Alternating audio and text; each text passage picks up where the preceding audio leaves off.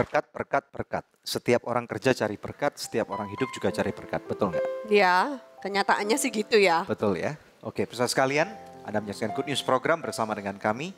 Saya Daniel Hendrata bersama dengan istri saya. Dewi Katarina, senang sekali bisa berjumpa kembali dengan pemirsa setia dari Good News Program. Jangan lupa bahwa Good News Program dapat Anda saksikan melalui website kami yang ada di www.anugerah.net. Di mana, Dep? Di www.anugerah.net, dan bila ada di antara pemirsa yang memerlukan bantuan doa atau konseling, Anda bisa menghubungi kami di nomor-nomor telepon yang tertera di layar kaca pemirsa sekalian. Ya, puji Tuhan, jangan lupa juga untuk bisa cek di aplikasi YouTube melalui channel @anugerah ministries. Anda bisa ketik keyword sesuai dengan apa yang Anda perlukan pada saat itu. Dan ada ratusan episode yang sudah kami upload karena Good News Program sudah mengudara sekitar berapa tahun nih sekarang? 13 tahun ya? Ya. Puji Tuhan, sudah lebih dari 400 episode yang ada. Dan kita percaya jangan lupa untuk subscribe karena setiap kali ada episode baru akan ada notifikasi yang masuk kepada Anda. Dan kami percaya Good News Program sudah menjadi berkat buat banyak orang. Ya, puji Tuhan. Kembali kepada berkat ini. Nah, pemirsa, ternyata yang namanya berkat itu tidak bisa cuma diartikan materi. Jadi hari ini kita mau belajar satu topik yang sangat penting, yaitu real blessing atau berkat yang sesungguhnya. Bersama dengan seorang narasumber yang sudah tidak asing lagi buat kita, yaitu Billy Lantang. Nah, pemirsa, sebelum kita tampilkan bincang-bincang kita bersama dengan Billy Lantang, mari sama-sama kita simak satu tayangan video klip yang berikut ini. Yuk terpesona sama Yesus yuk. Jangan terpesona sama pemberiannya dan udah gitu kita salah lagi, kita bilang itu berkat. Gak ada hubungannya loh sama materi. Itu hanya unsur kecil di bagian daripada sebuah rancangan Tuhan yang begitu besar. Kalau saya bisa tarik kesimpulan dari Kejadian sampai Wahyu, arti berkat yang sebenarnya adalah mengerti rancangan Tuhan untuk dikelola. Sepertinya sepanjang hidup orang percaya cuma mencari namanya berkat. Bahkan topik berkat menjadi topik paling hangat dan laris di khotbah dan seminar gereja. Namun ternyata arti sebenarnya dari berkat bukanlah selalu berbicara mengenai uang, promosi maupun materi. Bahkan berkat cenderung disandingkan dengan penderitaan dalam Alkitab. Maksudnya, menarik sekali di studio Good News hadir narasumber yang sudah tidak asing lagi, Evangelis Billy Lantang. Hari ini akan mengupas mengenai the real blessing, arti sesungguhnya dari berkat menurut konteks Alkitabiah. Penasaran kan akan penjabarannya? Jangan beranjak kemana-mana, tetap stay tune hanya di Good News Program. Dalam 3,5 tahun saya gumuli tentang kata ini, tidak ada satupun arti daripada blessing yaitu materi.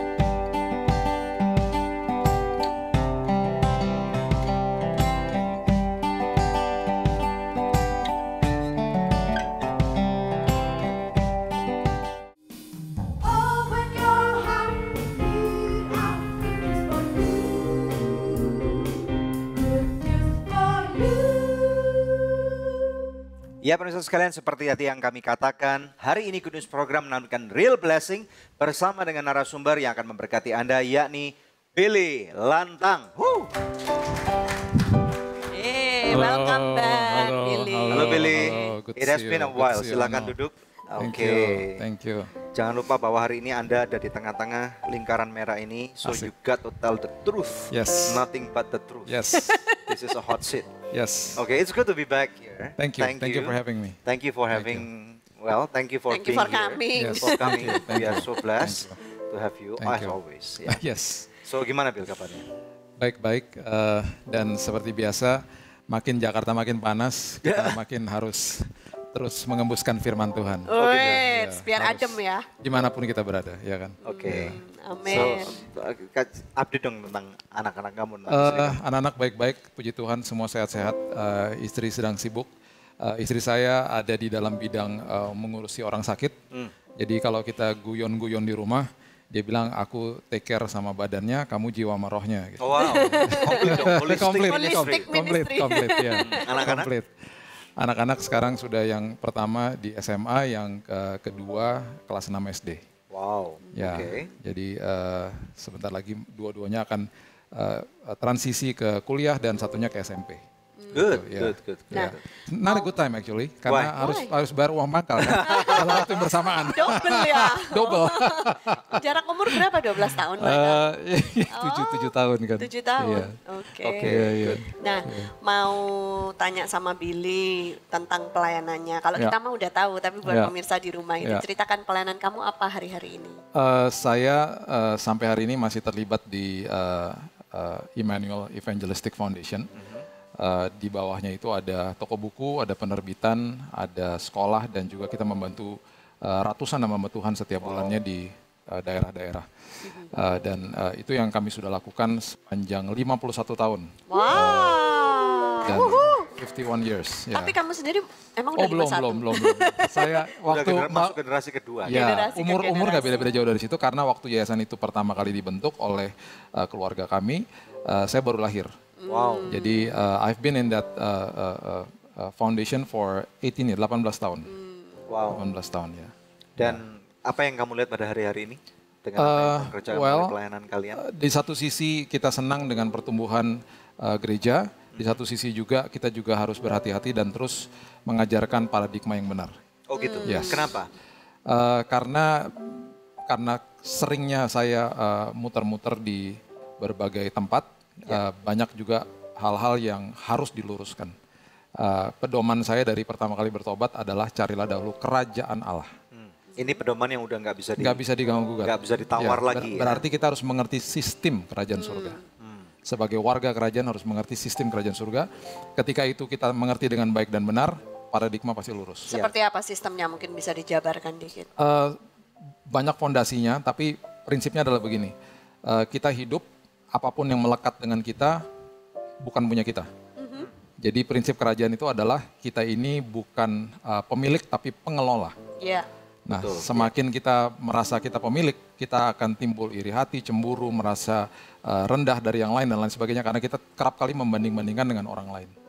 Tapi ketika kita mengerti bahwa kita adalah pengelola, apapun yang melekat dengan diri kita, status, jabatan, harta, apapun itu adalah titipan kerajaan surga. Amin. Kita akan menjadi pengelola yang luar biasa, kita akan stop banding-bandingan dengan orang lain. Yes. Kita tanggung jawab sama Tuhan.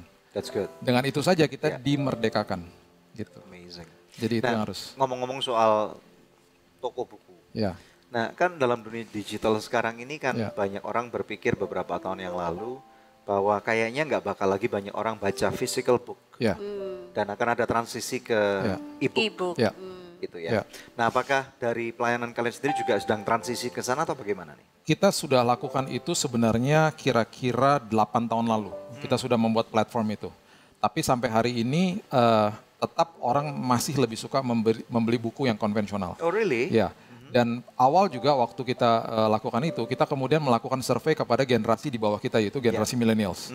Dan ketika kita lakukan itu, dengan sampling-sampling yang kita lakukan, tetap mereka lebih suka baca buku yang konvensional. Beneran. Really? Ya. Apakah kira-kira menurut Billy nih, apakah survei itu hanya berlaku di negara seperti tipikal Indonesia ini atau kira-kira juga berbicara tentang Asia Pacific region and eventually Ya. the whole world? Saya masih belum bisa bicara untuk negara lain, tapi paling tidak di Indonesia dan untuk segmen kita, yaitu segmen Kristen ya, gereja, orang-orang gereja yang membaca buku rohani, itu kebanyakan masih mencari buku yang konvensional karena mereka masih suka baunya, bau kertasnya, Bau tinta. mereka masih suka highlight. Dan ketika bikin ditanya, catatan. yes, ketika mereka ditanya kenapa nggak baca yang digital, mereka bilang pusing kalau lama-lama, karena glaring. Sinarnya ya. Yes. Jadi mereka hanya baca itu ketika mereka traveling. Itu pun terbatas dan mereka tidak lakukan itu secara lama. Mereka kembali I see. ke conventional book gitu. That's amazing. Yeah. Okay, good. Yeah.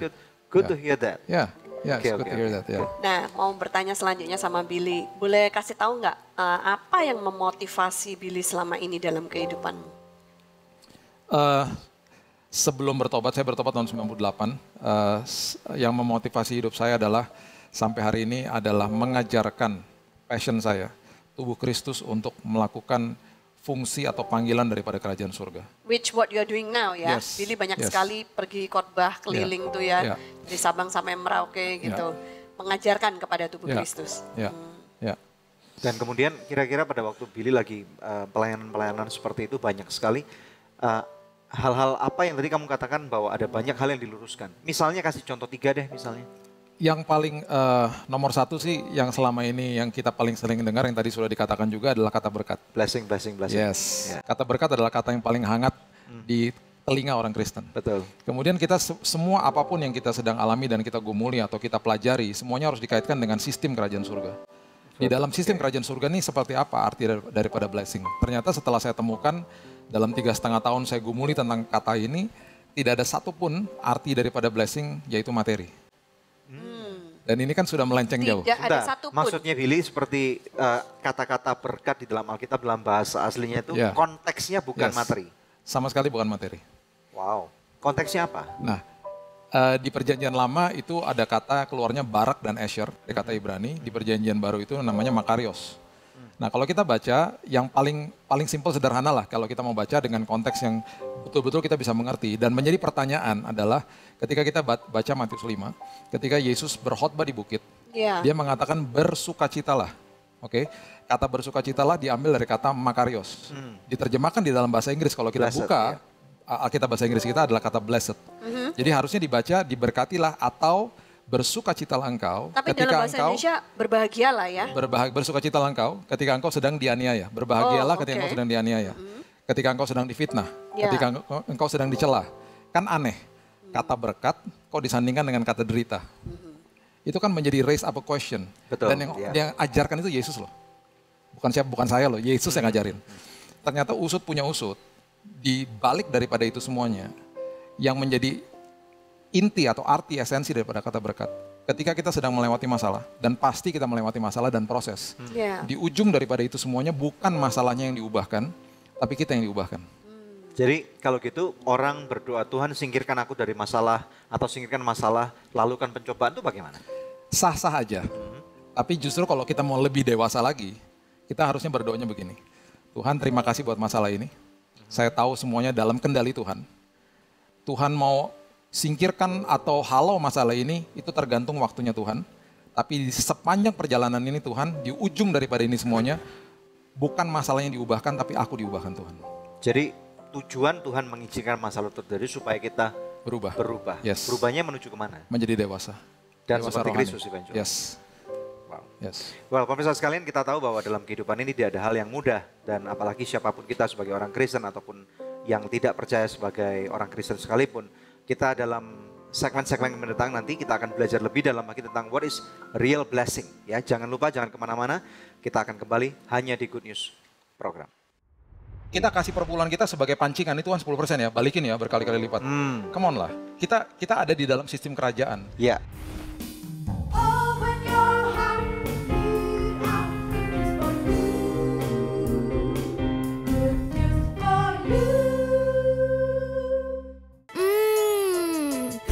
Pasti So Good Spicy Wing. So Good Spicy Wing, enak bingit. Mau dong. Feel good, so good. So Good Chicken Nugget banyak pilihan, berkualitas, lezat, nikmat. Feel good, so good. Hey guys, gue lagi di perguruan bela diri nih. Sambil nontonin mereka, lapar juga ya. Kebetulan nih, ada So Nice Shake Shake baru. Sosis plus bumbu enak. Kita cobain yuk. Biar seru, kita minta tolong shake pakai jurus pamungkas mereka.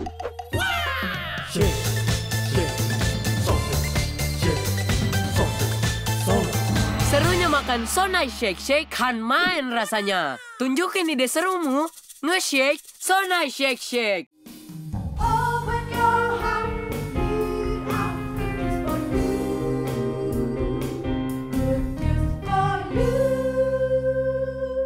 Masih bersama kami di Good News Program. Topik kita hari ini Real Blessing. Langsung kembali kepada narasumber kita, Billy Lantang. Nah, Bill boleh diceritakan kelanjutannya. Jadi Ternyata kalau kita ngomong tentang blessing itu di Alkitab nggak ada sangkut pautnya sama materi. Ya. Tapi malah disandingkan berkat sama penderitaan, Ya. penganiayaan. Lalu apa lagi? Intinya gini, kita setiap kali kita ada di dalam sebuah istilahnya perahu kehidupan, ya, kita pasti lawan arus karena kita mengerti kebenaran, ya kan. Nah, di dalam perahu kehidupan itu ketika lawan arus, pasti mau nggak mau supaya maju perahunya kita harus mendayung. Betul, ya. Nah, kita harus dayung ya. Berat nggak lawan arus? Berat. Pasti Berat. Pasti berat. Nah, ketika kita mendayung lagi lawan arus, pasti akan ada orang yang seliweran di kanan kiri kita yang sedang ikut arus di atas perahu kehidupan. Mereka pasti nggak dayung, mereka cuma arah-arahin aja perahunya. Sambil ongkang-ongkang kaki, angkat-angkat kaki, sambil tersenyum ketawa-ketawain dan ngetawain kita. Yeah, of course. Karena mayoritas pasti ikut arus. Ngapain lo? Lawan arus, Ya. dibego-begoin, difitnah, dicela dan lain sebagainya lah pokoknya.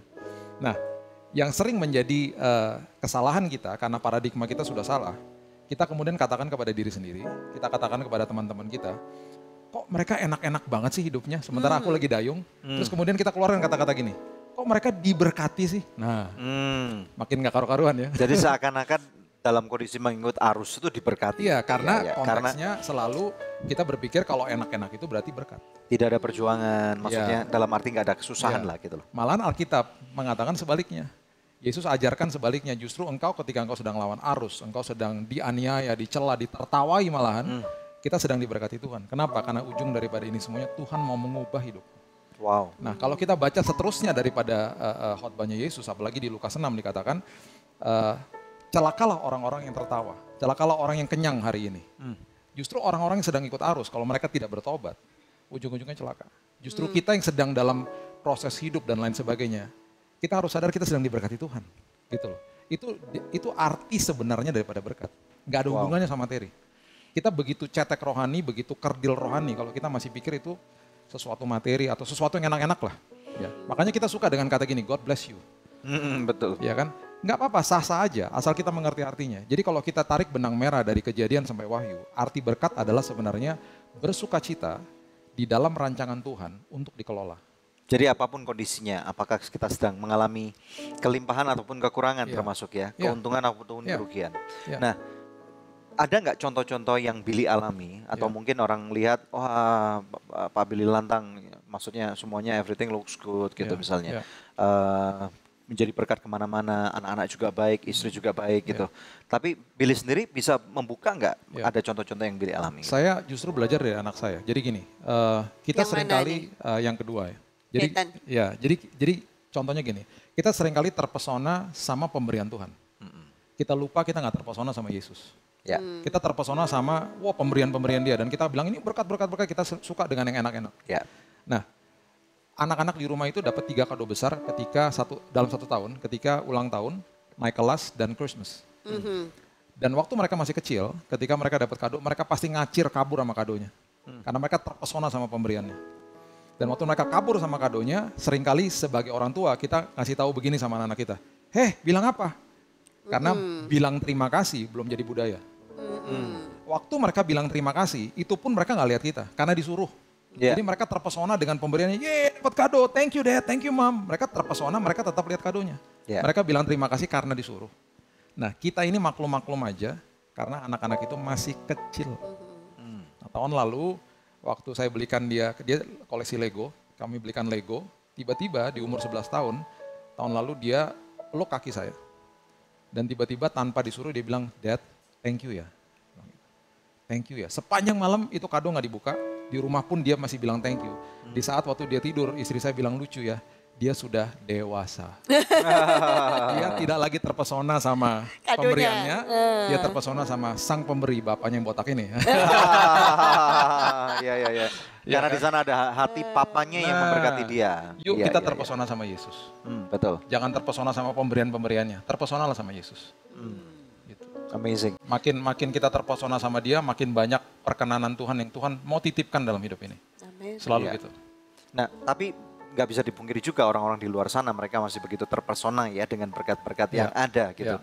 Nah, kiat-kiat apa yang Billy bisa ajarkan hari ini? Bagaimana caranya supaya kita ini belajar untuk menjadi menghargai Tuhan dengan cara yang benar gitu loh, bukan dengan karena ada yang berkat gitu. Saya berikan tips dari satu ayat di Alkitab ya. Ya. Kita tahu cerita bahwa ketika orang kusta disembuhkan, dari 10 yang balik cuma satu ya. Kita tahu ya di Lukas 17 ayat 17, 18 dan 19. Waktu orang nanti pemirsa juga bisa baca Lukas 17 itu waktu orang kusta itu yang kembali cuma satu, dia itu terpesona sama Yesus. Yang 9-nya ngacir karena sembuh. Yeay, sembuh seperti tadi anak saya waktu masih kecil ya. Yeay, sembuh, kabur. Yang satu balik terpesona sama Yesus. Yesus tanya gini loh, mana yang 9? Mana yang lain? Ya. Karena rupanya dia mau kasih sesuatu yang ekstra sama mereka.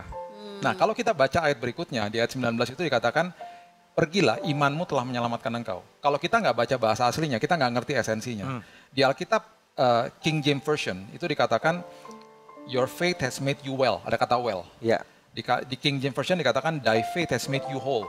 Whole sama well sama diselamatkan itu mempunyai akar kata yang sama, yaitu sirna, completely healed.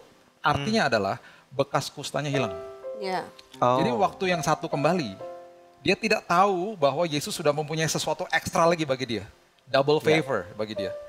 Dan makanya dia tanya, mana yang 9? Aku ada lagi nih, aku mau kasih lagi. But they miss a blessing. They miss the biggest thing. That's right. Karena yang 9 itu sembuh, tapi bekas kustanya ada. Yang satu ketika kembali, bukan sekedar disembuhkan, tapi bekas kustanya dihilangkan. Wow. Nah ini berbicara tentang kehidupan zaman sekarang. Kalau kita aplikasikan pada kehidupan, ada orang-orang yang begitu banyak yang jatuh dalam dosa kehidupan.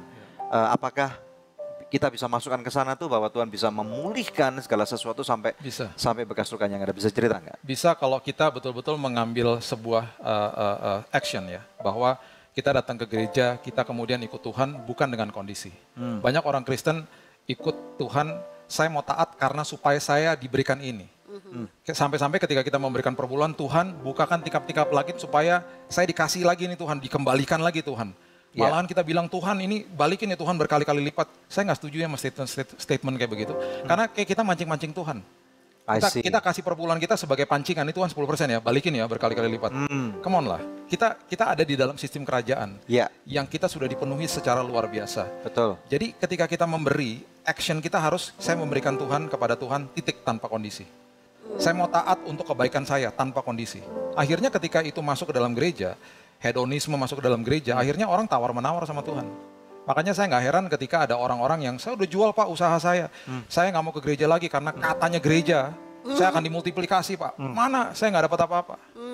Saya bilang, Bu, gereja bukan gunung kawi Bu. Tuhan bukan dewa, come on. Gitu. Nah ini kan jadi meleset, distorsi, deviasi dan lain sebagainya. Jadi adanya pengajaran yang salah dan pengertian daripada kedagingan manusia, keserakan manusia yang masih overriding semua pengertian kehidupan kerohanian kita. Betul. Oke, kita akan belajar lebih dalam lagi nanti bersama dengan Billy. Oke, pemirsa sekalian, bagaimana dengan Anda? Real blessing. Berapa banyak mau diberkati Tuhan? Biasanya kalau kita bertanya seperti ini di gereja, semua orang bertanya dan semua orang pada berangkat tangan. Nah, bagaimana dengan Anda ya? Apakah Anda sudah belajar tentang konteks real blessing? Ya, nanti kita akan kembali lagi bersama dengan Billy Lantang, dan setelah itu nanti kita akan ada seorang artis yang akan memberkati Anda. Oleh karena itu jangan kemana-mana, hanya di Good News program saja. Ku mengangkat suaraku, masyurkan namamu, sebab itu ku menyembahmu.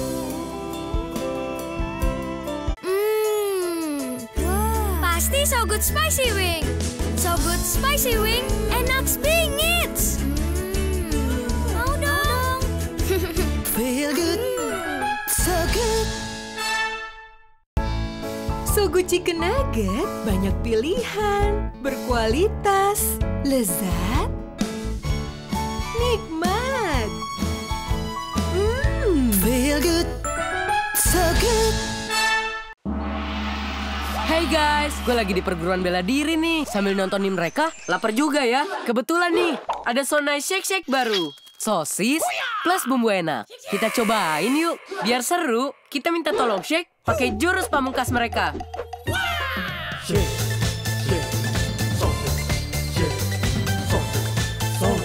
Serunya makan Sonai Shake Shake kan main rasanya. Tunjukin ide serumu, nge-shake Sonai Shake Shake.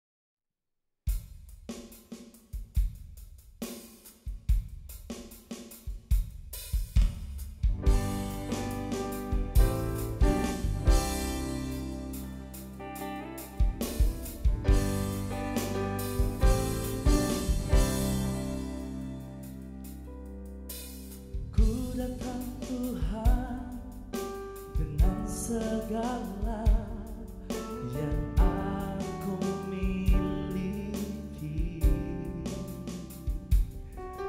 kekuatan, kelemahan, bahkan keterbatasan hidupku. Kau menghampiriku, berjalan denganku, kau berikan semua kasih-Mu. Kau berkata bahwa kelemahanku akan menjadi kekuatanku. Sebab itu ku menyembah-Mu dengan segala persoalan yang ku alami. Sebab itu ku memuji-Mu, ku mengangkat suaraku masyurkan nama-Mu. Sebab itu ku menyembah-Mu atas segala kebaikan-Mu di dalam hidupku. Sebab itu ku muliakan-Mu, karena ku tahu Kaulah segalanya.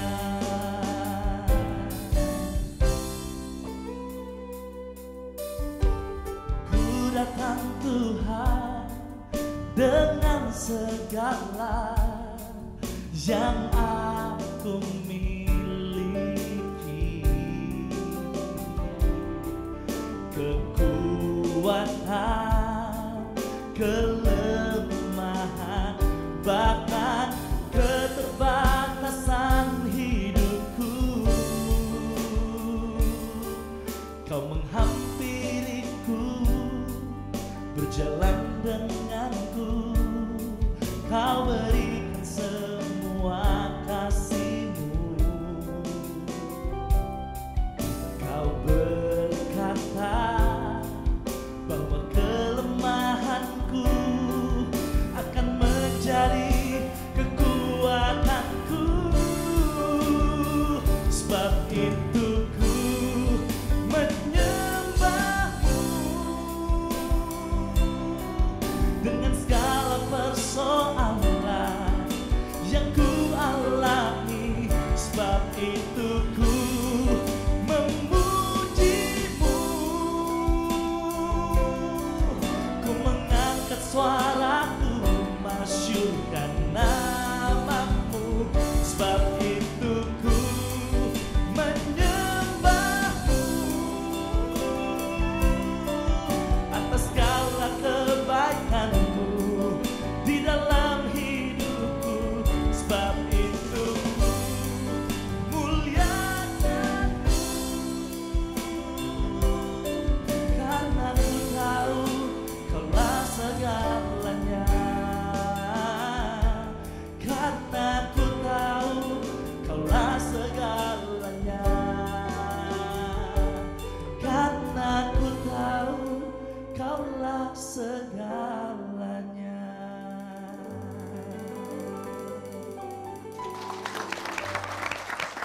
Teddy Andrew, Ya, selamat datang kembali. silakan duduk bro.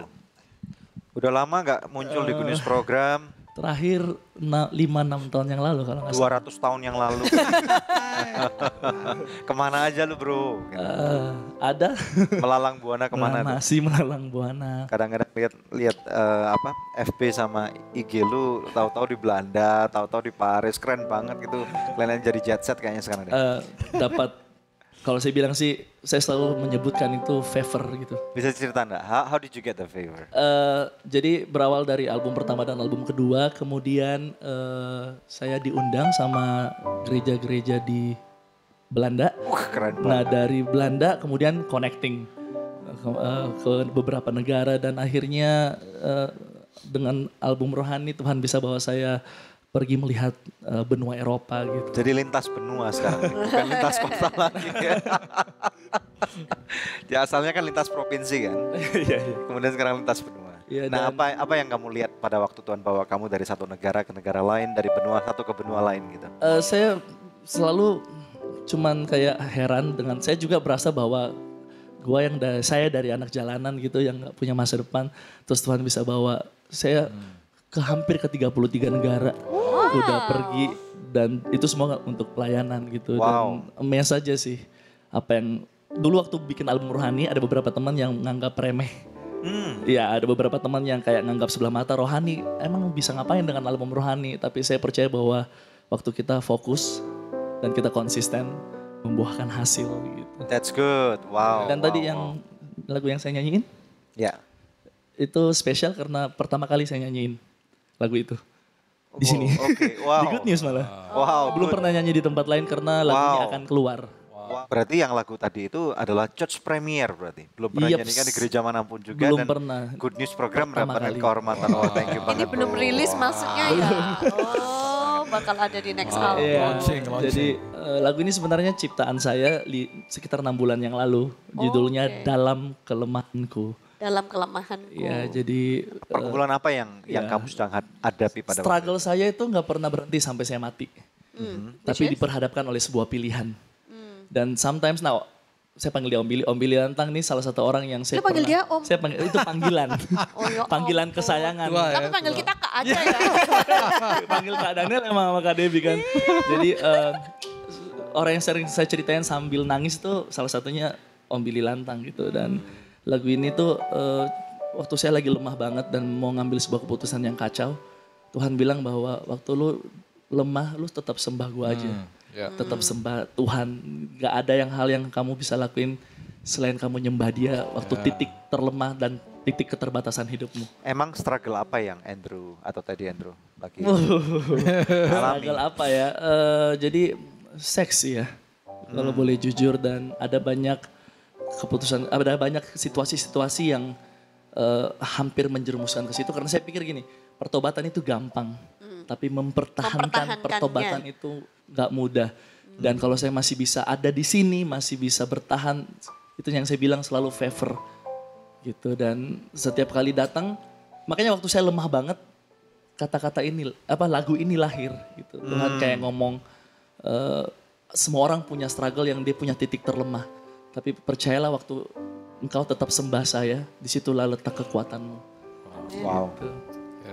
Dan pada waktu kamu berani terbuka dan kamu berarti jujur di hadapan Tuhan dan di hadapan seorang hamba Tuhan, kira-kira dampaknya apa sih sebenarnya?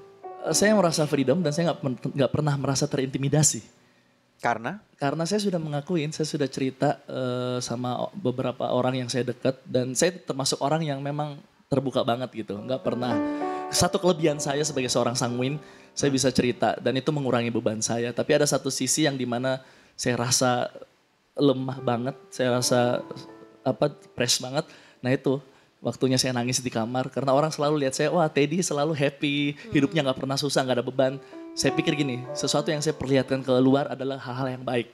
Kalau hal-hal yang sedih, yang negatif, cukup saya aja sama Tuhan. jadi yang kamu pertunjukkan tuh yang Instagramable maksudnya. Yes, yang di Instagram semua yang bahagia. Ya gitu ya. Jadi yang not Instagramable ya. Modus. Masa lagi nangis selfie? Oh, kan Saya nggak tidak mungkin. pernah menceritakan masalah atau beban hidup di sosial media. Oh, gitu. Selalu yang penuh kebahagiaan. Well anyway, selamat untuk lagu baru kamu. Terima kasih. Kira-kira All the nanti best, ya. berapa puluh negara lagi nih dari lagu ini nanti kira-kira? Nggak pernah mikir saya malah. Saya nggak pernah punya target, tapi terjadi gitu aja. Makanya saya suka amazed banget. Gak pernah mikir ntar udah di Eropa.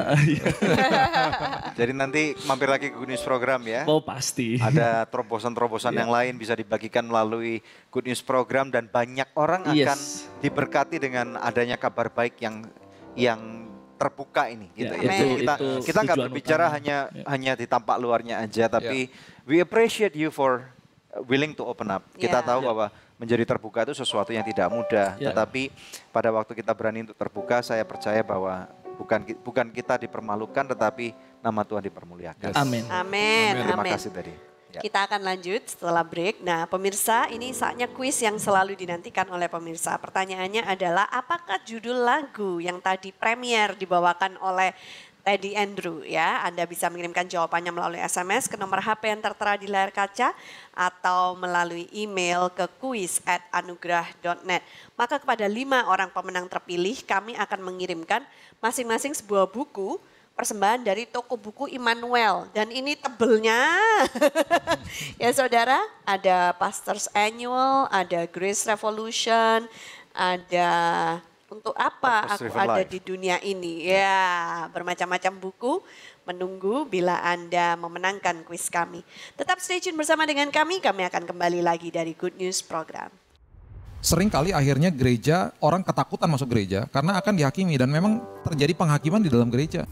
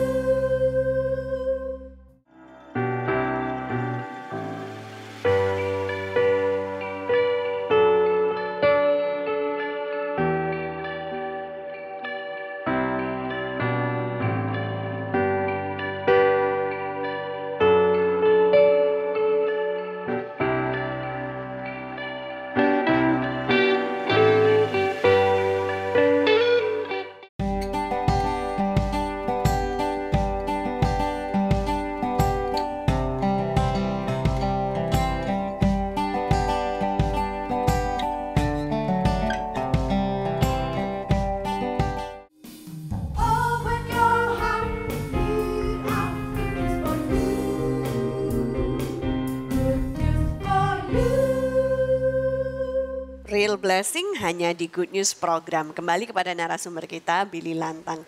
Wow, jadi ternyata blessing juga nih ya kalau bisa punya anak-anak yang dimentorkan macam tadi Andrew tadi gitu ya. Ada berapa banyak anak rohani Billy? Saya biasanya batasin kalau lagi intensif itu 12, seperti 12 murid Yesus lah. Satu kali pertemuan 12 orang kumpul? Dalam waktu satu periode misalnya. Kita batasin biasanya 12, saya sama istri saya. Kemudian setelah nanti ada yang selesai, kemudian kita tambah lagi, tapi selalu dalam batas 12. Karena kita juga nggak bisa terlalu banyak, kita dan harus secara intensif juga ketemu dan lain sebagainya. One on one atau gimana? Memang lebih sering one on one. Wow, oke. Nah, dengar-dengar ini katanya Billy lagi proses menulis buku gitu. Akhirnya. Finally. Long do ya. Boleh kasih bocoran nggak ini bukunya tentang apa yang ditulis garis besarnya? Sebenarnya yang memicu saya itu waktu kemarin ada bom di Surabaya. Waktu bom itu terjadi, kalau kita tahu pertama gereja yang dibom itu GPPS ya, Surabaya. Nah itu 12 jam sebelumnya itu saya ada di situ, hari Sabtu malamnya. Bicara di depan teman-teman dari STT sama Dewasa Muda lah di hari Sabtunya. Sempat menyapa juga satpam yang akhirnya menjadi korban keesokan harinya. Jadi waktu saat itu kemudian besoknya chaos ya di Surabaya, malam hari saya pulang dan lain sebagainya. Di situ akhirnya Tuhan bicara bahwa seperti yang tadi kita bahas, kita sedang dianiaya, tubuh Kristus dianiaya. Dan di situ akhirnya saya bilang, iya ya Tuhan, justru pada saat ini kita sedang diberkati Tuhan karena kita sedang mengalami proses lah kehidupan. Ya, memang itu berat, sebuah proses yang gak enak gitu ya. Di situ akhirnya saya mengambil keputusan bulan Juni kemarin saya sabbatical leave. Saya betul-betul ada di rumah dan di coffee shop kebanyakan juga mulai nulis buku tentang, meluruskan tentang paradigma yang salah ini, tentang blessing. Jadi saat itu mulai saya tuliskan dan lain sebagainya dan kemudian mulai sadar juga bahwa ternyata banyak sekali bahan yang harus ditulis. Jadi ya still ongoing, masih ini dan nanti kalau sudah selesai, nanti saya mampir lagi sini. Kasih tahu.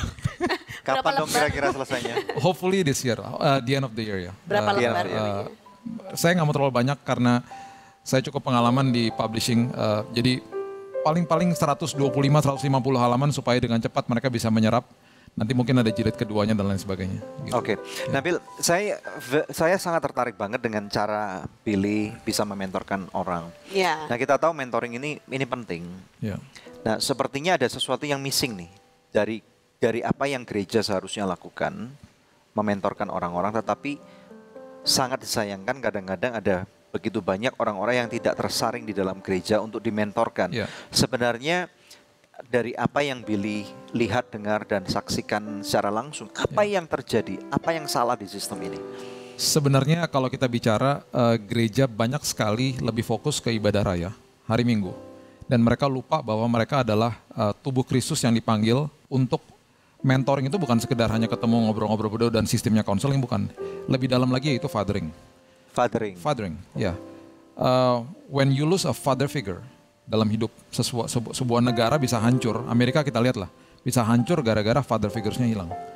Dan di dalam kehidupan kekristenan juga ini nggak pernah dibahas dan jarang dibahas. Padahal sebagai gereja, sebagai gembala, sebagai pengerja, sebagai senior, sebagai apapun lah yang dipanggil itu, ketika kita fathering seseorang, kita ada dalam hidup mereka. Justru kehidupan mereka menjadi luar biasa. Nah, kalau di dalam konteks sebuah gereja sendiri atau gereja lokal, sosok father ini bisa didapatkan dari siapa? Siapa bilang? Fathering itu bukan sebuah gender, tapi fathering itu adalah sebuah fungsi. Jadi siapapun bisa memfathering seseorang. Dan sistem yang paling simple sederhana lah ya. Fathering itu kita harus mengerti bukan begini-begini, tapi begini. Bukan nyala-nyalahin orang, tapi merangkul. Contoh, anak saya tidak akan terbuka sama saya. Kalau dia salah, saya salah-salahin dia. Kamu sih. Justru ketika dia dirangkul, kemudian kita bilang sama dia, kenapa sih kamu begini? What can we do together? Apa yang kita bisa lakukan bersama sehingga kamu bisa berubah? Kamu buat kesalahan nih. Kira-kira hukuman atau kita bilang misalnya di rumah itu grounding yang tepat buat kamu tuh apa gitu. Dia pilih sendiri. Oke, aku 1 bulan atau 1 minggu ke depan ini aku nggak pegang gadget aku atau apa gitu. Oke, we agree on this. Oke. Dia nggak sakit hati, saya nggak sakit hati, kita move on, dia diberkati dan dia berubah. Daripada digini-giniin, salah-salahin, dimarah-marahin, dan akhirnya dia berikutnya tidak akan mau cerita sama kita. Itu salah satu sistem daripada fathering. Jadi ini yang seringkali juga terjadi rupanya di banyak gereja. Exactly. Dan kita di Good News Program bukan untuk menjudge gereja-gereja manapun juga, karena kita juga nggak sempurna. Betul. Gitu ya. Nah lalu sikap gereja bagaimana seharusnya pada waktu gini ini padding at the back. Yeah. Lalu apa yang harus dilakukan? Karena kita tahu bahwa memang ada faktor gereja yang kadang-kadang miss a point untuk tidak fathering, tetapi ada juga orang-orang yang tidak pernah mau di fathering. Nah gimana nih? Saya tidak bilang bahwa kalau kita lakukan itu berarti kita tidak mendisiplinkan hidup mereka. Bukan itu maksudnya. Tetap disiplin ada. Tapi kita harus mengerti bahwa kita harus membenci dosanya, bukan membenci orangnya. Sering kali akhirnya gereja, orang ketakutan masuk gereja karena akan dihakimi. Dan memang terjadi penghakiman di dalam gereja yang paling banyak. Dan akhirnya gereja seolah-olah seperti tempat orang-orang kudus dalam tanda kutip, yang juga pasti banyak orang munafik di dalamnya. Dan akhirnya orang-orang yang dalam tanda kutip berdosa dan merasa berdosa segan datang ke gereja, tidak mau datang ke gereja. Karena bagi mereka itu adalah tempat yang sangat eksklusif, tempat yang hanya memperhatikan orang-orang yang di mata manusia benar. Apakah menurut Billy cara Billy ini foolproof? Ini sudah terjadi di mana-mana. Dan ada beberapa tempat yang sudah adopsi hal-hal seperti ini. Gereja-gereja yang saya tahu sudah adopsi hal ini. Justru kehidupan mereka dan jemaatnya jadi lebih berkualitas. Nah, akhirnya. Terus saya mau tanya, kalau misalkan satu gereja, katakanlah yang mega church gitu ya, jadi satu gembala sidang tapi jemaatnya bisa sampai ribuan atau puluhan ribu.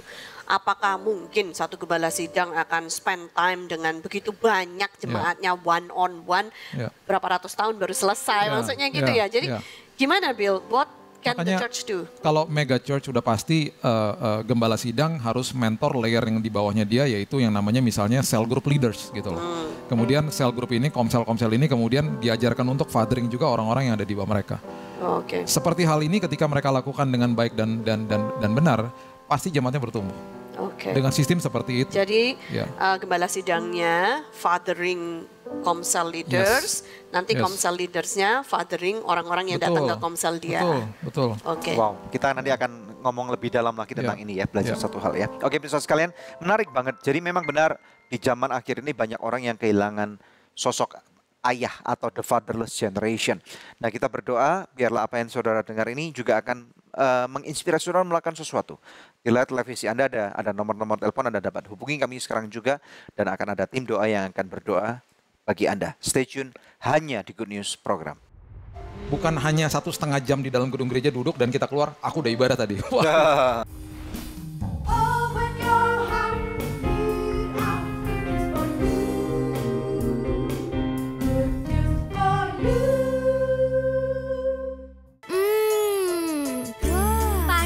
Good Spicy Wing. So Good Spicy Wing, enak bingit. Mau dong. Feel good, so good. So Good Chicken Nugget banyak pilihan, berkualitas, lezat, nikmat. Feel good, so good. Hey guys, gue lagi di perguruan bela diri nih. Sambil nontonin mereka, lapar juga ya. Kebetulan nih, ada Sonai Shake Shake baru. Sosis plus bumbu enak. Kita cobain yuk. Biar seru, kita minta tolong Shake pakai jurus pamungkas mereka.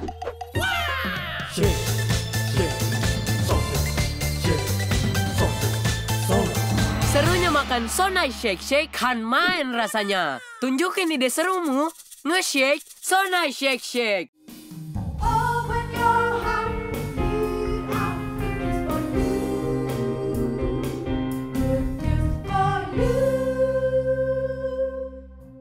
Memang penting sekali bahwa sebagai gereja atau tubuh Kristus kita harus menjadi jawaban bagi orang-orang yang ada di dunia ini. Kembali kepada narasumber kita yaitu dalam topik yaitu real blessing bersama dengan Billy Lantang. Ya tadi kita sudah berkata tentang fathering. Nah tentunya ini nggak bisa dilupakan juga tentang fungsi gereja. Nah gereja kan kebanyakan tadi Billy katakan lebih berfokus kepada ibadah raya yang mana hari Minggu. Saja. Nah lalu terus kemudian di gereja itu kan banyak sekali program, ada misalnya ada ibadah kaum muda, misalnya ada ibadah wanita, kaum tua, usia kaum emas pria, dan lain-lain, kaum pria. Nah apakah ini nggak cukup gitu loh? Ya, nah ini dari sisi fathering tadi ya, ketika dimentor orang-orang di dalam. Kemudian tugas berikutnya adalah orang-orang ini harus mengerti bahwa mereka harus fathering the city, fathering the nation. Nah, caranya gimana? Maksudnya gini, kalau enggak, kita nggak akan jadi dampak. Kita akan begitu-begitu aja, kita akan penuh-penuhin hari Minggu. Karena mereka tidak mengerti fungsi daripada gereja. Arti daripada gereja adalah eklesia, orang-orang yang dipanggil keluar, bukan gedungnya loh. Itu yang kita datengin hari Minggu itu adalah gedung gereja. Dan ketika kita pulang dari gedung gereja, kerap kali kita bilang begini, saya sudah ibadah. Saya sudah ibadah. Itu udah nggak boleh lagi sebenarnya diucapkan. Kenapa? Salah. Ibadah nggak boleh stop. Ibadah, you don't stop worshiping God, you don't stop ibadah. Yang dimaksud dengan ibadah itu berarti the essence of worship-nya.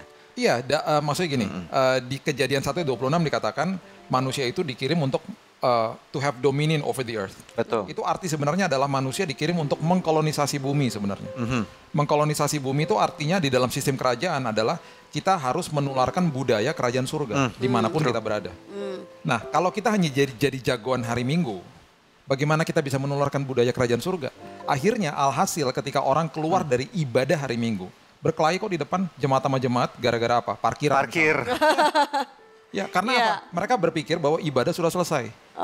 Ibadah nggak boleh stop. Jadi gini, ibadah di dalam gedung gereja, karena saya adalah gereja Tuhan, saya adalah eklesianya Tuhan, orang-orang yang dipanggil keluar, format ibadah di gereja adalah misalnya lagu worship, ada lagu praise, dan kemudian ada firman Tuhan, persembahan dan lain sebagainya. Itu format ibadah. Kita keluar dari gedung gereja, ibadah berjalan terus. Waktu kita masuk ke dalam rumah kita, karena kita adalah gereja Tuhan, kita eklesianya Tuhan, langsung rumah kita berubah jadi tempat ibadah. Formatnya beda, mengasihi suami, istri, anak, orang tua, ibadah. Kita pergi ke tempat pekerjaan kita waktu buka kantor kita jadi tempat ibadah karena saya adalah gerejanya. Berarti seluruh hidup kita adalah ibadah. Exactly, ibadah nggak boleh stop. Kita belajar di dalam gedung gereja hari Minggu untuk kita aplikasikan di luar, ibadah jalan terus. Di dalam gedung kantor, di dalam tempat kantor, saya tidak akan curi waktu. Saya kemudian akan kerja dengan luar biasa walaupun saya tidak diperlakukan dengan luar biasa karena saya bertanggung jawab, saya kerja buat kerajaan surga. Itu adalah ibadah. Saya punya usaha, saya tidak akan tipu orang, saya akan bayar pajak on time karena saya melakukan ibadah. Apalagi kalau kita ada di tempat umum, wah itu paling dahsyat udah. Itu adalah tempat di mana menjadi mimbar kita bisa berkhotbah kepada banyak orang tanpa kata-kata. Dengan ngapain? Belajar ngantre lah. Orang Indonesia paling nggak bisa ngantre kan, saya amin duluan, amin udah. Nggak bisa ngantre, masuk lift gubrak-gubrakan. Ya kan? Itu aja, dari satu hal itu kita mulai belajar. Kita biasakan anak-anak kalau kita makan di food court, kita beresin mejanya. Ada petugasnya? Ada. Tapi kenapa kita lakukan itu? Karena we are the citizen of the kingdom. Kita lakukan dengan, saya warga kerajaan surga yang elit. Saya mau lakukan dengan sebaik-baiknya supaya orang bisa lihat ada perubahan dan ada sesuatu yang beda sama orang-orang ini.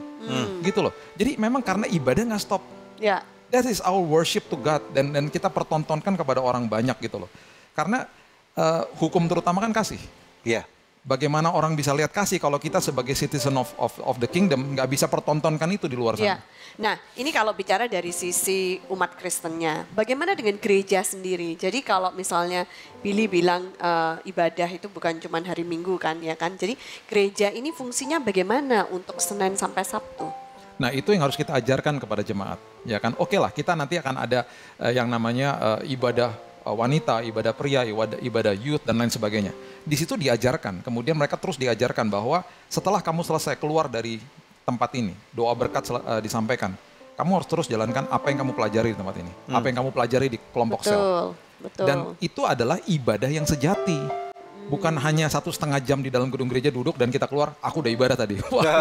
Iya. Jadi kita akhirnya tidak mengerti bahwa saya ditugaskan untuk mengkolonisasi bumi kok, menularkan budaya kerajaan surga itu nggak bisa di dalam gedung gereja, ya harus di luar lah. Betul. Supaya orang lihat siapa itu kerajaan the kingdom of Christ gitu loh. Iya. Gitu. Nah, kalau misalnya ada orang-orang yang misalnya masih belum paham dan bertanya, emang kalau saya melakukan itu keuntungannya buat saya apa sih gitu? Nah, itu yang seringkali jadi salah persepsi karena ingat bahwa kita dipanggil sebagai warga kerajaan surga untuk menularkan dan menjadi amanat agung, ya menularkan budaya kerajaan surga menjadi amanat agung itu bagi semua bangsa. Jadi ketika kita dipanggil untuk melakukan itu, seringkali kita berpikir bahwa itu tugas misionaris, itu tugas orang-orang yang dikirim ke pedalaman. Siapa sih saya nggak dipanggil untuk itu. Salah gitu loh. Kita dipanggil di dalam komunitas kita, di dalam kantor kita, di dalam apapun lingkaran hidup kita dipanggil untuk mengkolonisasi bumi kok. Saya akan tularkan budaya kerajaan surga dimanapun saya berada. Dari keluarga saya, komunitas di kantor dan lain sebagainya, saya akan perlihatkan siapa Yesus saya. Emang Billy nggak pernah marah di jalan? Oh pernah, makanya saya selalu katakan dan saya jujur, khotbah saya paling berat, bukan di atas mimbar. Kapan terakhir kali marah di jalan? Tahun lalu, dan itu khotbah paling berat. Kejadiannya kenapa waktu itu? Biasalah kalau Jakarta motor serempet-serempetan, kita klakson. Karena kita kaget, kita klakson, dia berhenti, dia buka helmet, dia bilang gini, apa lo gitu. Wah, istri saya udah punya password, dia selalu pegang kaki saya. Sayang, tenang lah, jangan-jangan dia jemaat. Pokoknya kalau kata jemaat langsung saya jadi luntur, gimana pun juga kan ada darah Manado, kan mendidih juga nih. Terus. Tapi seringkali ketika ada orang-orang yang seperti kayak gitu, setiap kali dia bilang semuanya jemaat, saya bilang jemaat kurang ajar semua. Kurang ajar lo jemaat. Tapi itu yang saya katakan, itu jadi khotbah yang paling berat. Iya. Di atas mimbar gampang kok, kita ngomong 40 menit orang ada yang tidur, ada yang main HP dan lain sebagainya. Cuman one way communication. I see. Tapi khotbah paling berat di jalanan. Khotbah paling berat di luar sana. Bagaimana kita tetap melakukan ibadah itu. Atau di dalam kehidupan sehari-hari yang dilihat real oleh istri dan anak-anak, oleh suami. Jadi ternyata ibadah kaum muda, kaum tua, kaum kakek, kaum nenek, ibu-ibu, bapak, KKR, semua ini adalah program. Yes. Jadi bukan esensi ibadahnya. Ini shell-nya gitu. Salah satu dari ibadah adalah sebuah ekspresi miniatur kita lah kepada Tuhan di tempat-tempat itu. I see. Ya kan? Jadi kita nggak bisa fokus kepada tampak luar atau shell miniaturnya ini, tetapi kita harus merubah softwarenya. Kita update softwarenya. Betul. Pakai software yang paling baru gitu, yaitu software kerajaan surga. Yes. That's good. Yes. Well said. Thank you so much. Nah, pemirsa, sebelum break ada doa yang sudah terjawab. Saya akan bacakan kesaksian dari seorang ibu ini. Saya bersyukur dan berterima kasih atas dukungan doanya karena suami saya sudah lulus dari tes menjadi perwira. Wow, puji Tuhan. Pemirsa, masih adakah di antara pemirsa yang memerlukan bantuan doa atau konseling? Anda bisa menghubungi kami di nomor-nomor telepon yang tertera di layar kaca pemirsa. Karena tim konseling dan doa kami siap untuk membantu Anda. Tetap bersama kami pemirsa, hanya di Good News Program. Dimanapun saudara pergi tidak akan ada pernah tempat aman di muka bumi ini. Hanya ada satu tempat aman, yaitu ada dalam perlindungan Tuhan.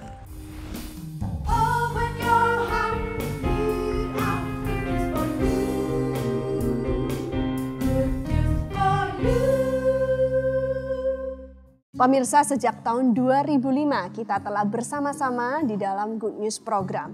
Terima kasih untuk kesetiaan dari pemirsa setia Good News Program, khususnya buat partner dari Anugerah Ministries. Bila ada di antara pemirsa yang belum menjadi partner Anugerah Ministries, izinkan saya mengetuk hati Anda. Mari sama-sama kita dukung Anugerah Ministries supaya bisa lebih banyak lagi pekerjaan Tuhan yang kita lakukan bersama-sama. Anda bisa menghubungi kami di nomor telepon yang tertera di layar kaca pemirsa atau memberikan taburan di nomor rekening yang tertera. Pemirsa, kami percaya taburan Anda berada di ladang yang subur dan akan membuahkan banyak hasil bagi pekerjaan Tuhan. Tuhan Yesus memberkati.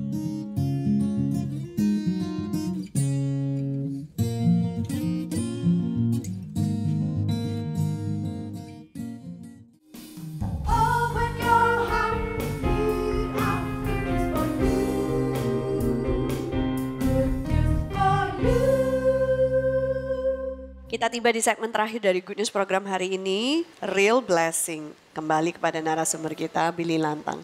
Nah, Bill, as a closing gitu, boleh nggak kasih kata-kata dorongan buat pemirsa di rumah yang sedang nonton, bagaimana supaya kita semua ini mengerti bagaimana menjadi warga negara kerajaan sorga yang baik. Pemirsa, kita semuanya pasti akan mengalami masalah dan kita akan melewati masalah, tapi belajar dari program pada hari ini, firman Tuhan pada hari ini adalah di ujung daripada ini semuanya pastikan saudara dan saya yang berubah. Masalah itu mau berubah atau tidak itu kedaulatan Tuhan. Dan di ujung daripada ini semuanya perhatikan apa yang Paulus katakan. Aku sudah 3 kali minta supaya duri yang menggocok aku ini Tuhan angkat. Tuhan gak pernah angkat tuh. Tapi pada akhirnya dia katakan dia yang berubah. Tuhan di dalam kelemahanku kasih karunia-Mu nyata dalam hidupku. Amen. Jadi apapun yang terjadi, saya percaya ketika saudara sedang melewati masalah, saudara sedang diberkati Tuhan, karena saudara sedang diubahkan Tuhan dalam hidup saudara. Menjadi lebih dewasa, bejana yang lebih tajam, lebih luar biasa, untuk dititipkan perkara-perkara besar dalam hidup saudara, untuk terus dikelola demi kerajaan surga. Terima kasih, Amen. Billy. Thank you, Billy. Thank you. God bless. God bless. Thank Sampai you. ketemu lagi di Good News program episode lainnya ya. Yes. Kita tunggu bukunya. Terima kasih. Oke. Nah, banyak orang memang suka berkat. Tidak ada orang yang suka masalah gitu. Karena nggak mungkin kita berdoa, Tuhan saya berdoa minta masalah lebih besar. Kan nggak mungkin gitu ya. Tetapi coba kita lihat ada satu ayat firman Tuhan yang perlu kita mengerti dengan konteks yang benar. Buka bersama dengan saya dalam Roma pasal yang ke-8 ayat 28 sampai dengan ayat 29. Di sini dengan jelas firman Tuhan berkata, kita tahu sekarang bahwa Allah turut bekerja dalam segala sesuatu untuk mendatangkan kebaikan bagi mereka yang mengasihi Dia. Yaitu bagi mereka yang terpanggil sesuai dengan rencana Allah. Sebab semua orang yang dipilihnya dari semula, mereka juga ditentukannya dari semula untuk menjadi serupa dengan gambaran anaknya.